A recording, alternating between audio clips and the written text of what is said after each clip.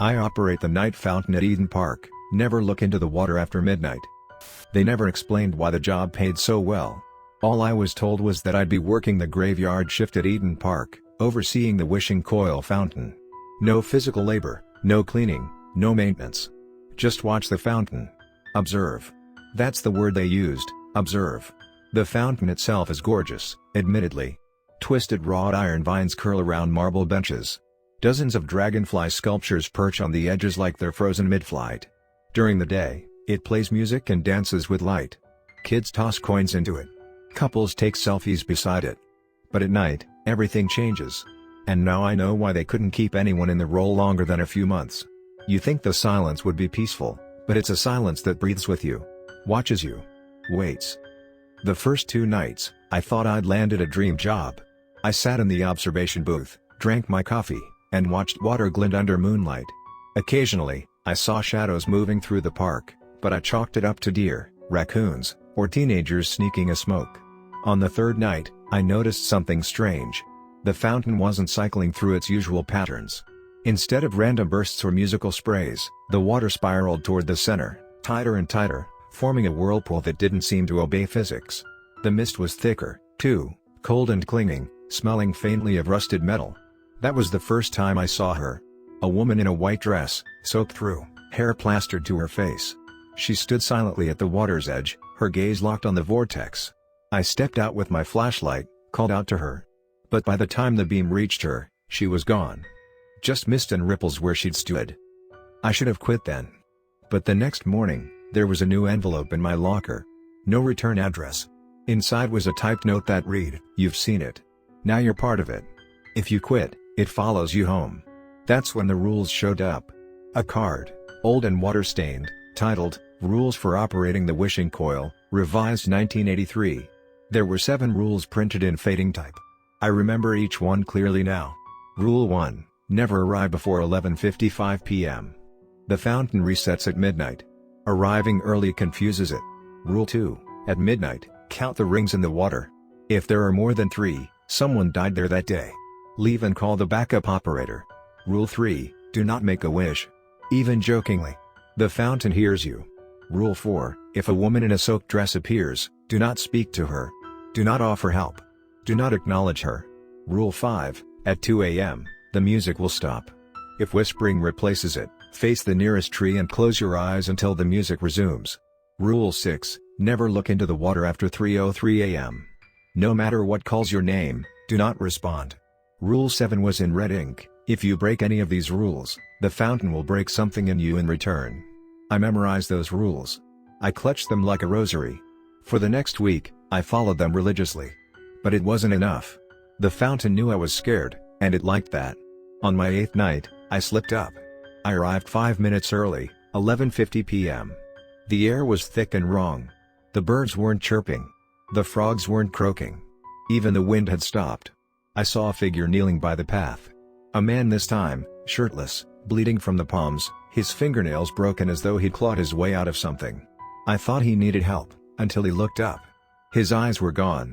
Not hollow sockets, just pitch black holes with water slowly seeping out of them like tears. He opened his mouth, and instead of words, I heard the fountain's music playing from inside him. The same notes.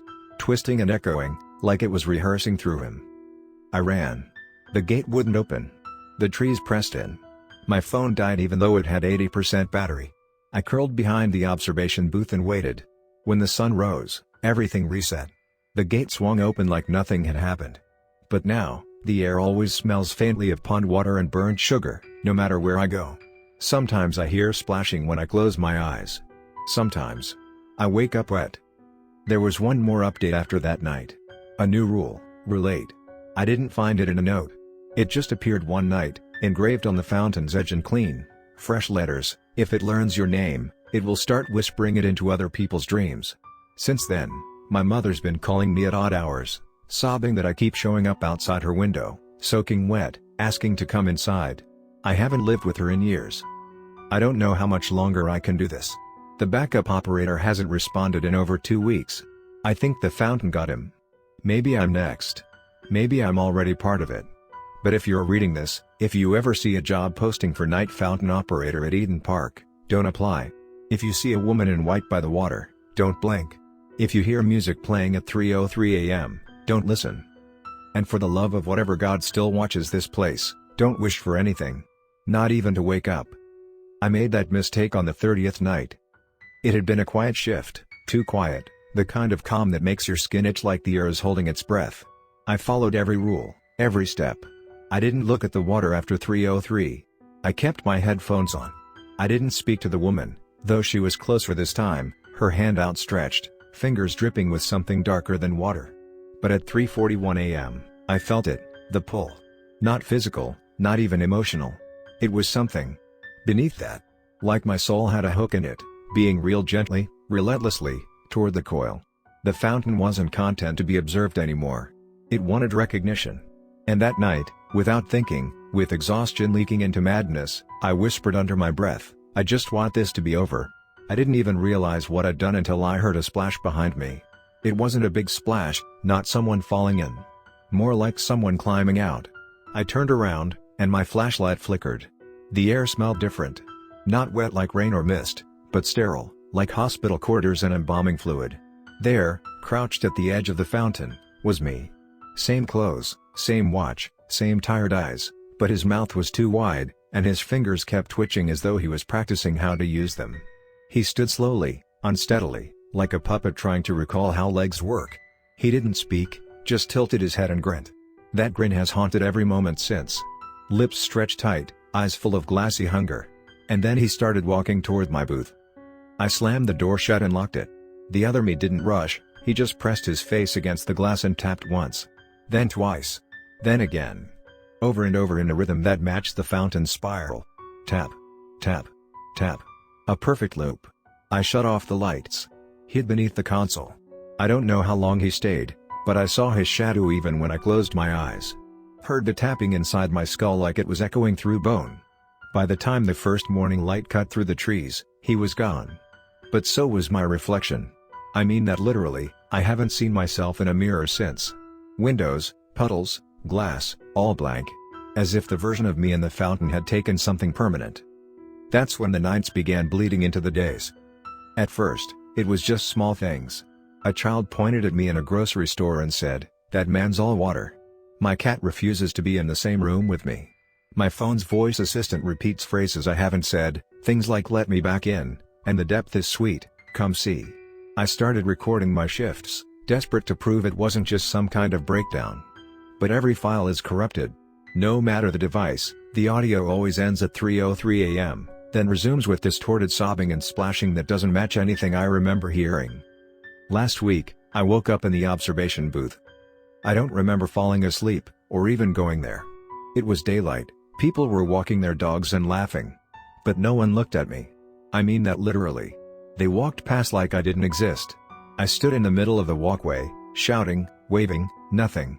When I touched someone's arm, they shivered and walked faster. When I looked down, my hands were pruned. Wet. Covered in fountain water. That same night, I watched someone drown without dying. It was a teenage boy, probably dared by friends to jump the fence. He crept up to the fountain, dropped in a coin, and leaned over to watch it spiral down. At exactly 3:03, he screamed, short, sharp, like he'd been stabbed, then plunged face first into the water. I ran, radio in hand, trying to get him out. But the water didn't splash. It didn't even move. He sank into it like it was a hole in the floor. Seconds later, I heard him laughing from somewhere deep beneath the surface, like his voice was trapped in a pipe. Then he rose back up, standing on the edge again. Same boy. But he wasn't wet. He turned, waved at me, and left. I never saw his eyes, he never blinked. That's when I understood something horrific. The fountain doesn't just remember. It replicates. It copies. And it trades. Now I feel it creeping closer every time I close my eyes. I've stopped sleeping. I try, but I always wake up with water in my ears. Sometimes choking on it. Sometimes whispering my own name into the mattress like I've been mumbling underwater. A few nights ago, I woke up standing on the fountain's edge, barefoot, keys in one hand, a frog in the other. I have no idea how I got there. The worst part is, I think I'm starting to forget things I haven't done yet. Memories of futures that never happened. I remember watching my wife die. Except I've never been married. I remember screaming in a fire that hasn't burned. I remember sinking into cold, clear water, knowing I'll never see the sun again. And every time I remember, the fountain's whirlpool spins just a little faster, like it's getting excited. I know my time is ending. I can feel the copy waiting. I don't think it's a matter of if anymore, just when I stop being me and start being what it made. Maybe that's how it works. Maybe all the people who visit the park during the day are just echoes, reflections made flesh. Maybe the real ones drowned long ago. Maybe I did, too. If you ever come to Eden Park and see a man sitting alone by the wishing coil at night, don't approach him. Don't wave. Don't make eye contact. Especially if he looks familiar. Especially if he looks just like you. Because that smile won't be yours. Not anymore. Now, there are hours of the night that don't exist on any clock, moments that slide between the seconds like cold breath through a cracked window. Time at the fountain doesn't just pass, it twists. Last night, I watched the moon rise 3 different times in 3 different directions. The sky flickered like static. The trees cast shadows and spirals. My watch ran backward, ticking faster with every heartbeat. I could feel the world unraveling around me, not in chaos, but in calm, calculated precision, like the unraveling had been planned long ago. I've stopped trying to warn anyone. The last person I told, a young park maintenance intern who stayed late, went silent midway through my explanation. Just stood there, mouth slightly open, eyes glazed. Then he slowly turned and walked into the water, fully clothed, without hesitation. There was no splash. The surface didn't even ripple. And when I tried to follow him, all I saw was my own reflection staring back, except it wasn't mine anymore. The reflection smiled with a mouth that split too wide and stayed smiling far too long. I screamed and backed away, but the sound didn't carry. It got swallowed by the coil, like everything else. Since that night, the fountain has grown bolder. It doesn't wait for me to come to it anymore. It reaches, through screens, through mirrors, through puddles after rain. I saw it on my phone's lock screen last week. Just for a second. My own face, wet and wide-eyed, staring from the dark behind the passcode numbers. Another time, I saw it waving from a cafe window as I passed by, me again, in my work clothes, hand pressed against the glass. The barista didn't see it. No one ever sees it. Not unless the fountain has touched them. Not unless they've heard it. The sound is what gets you in the end. At first, it's subtle. A little music at the edge of sleep. Notes you think you dreamed. Then it builds. You hear it in the water pipes. In your toothbrush running under the tap. In the fizz of soda. In the sink's gurgle. Then it starts mimicking voices. Your loved ones, your memories, your regrets. I hear my father now, a man who's been dead for years, asking why I never came to say goodbye. I hear my own voice, whispering secrets I've never spoken aloud. I hear myself laughing. And I don't like the way it sounds. Too wet. Too hollow. Too eager. Sleep isn't rest anymore.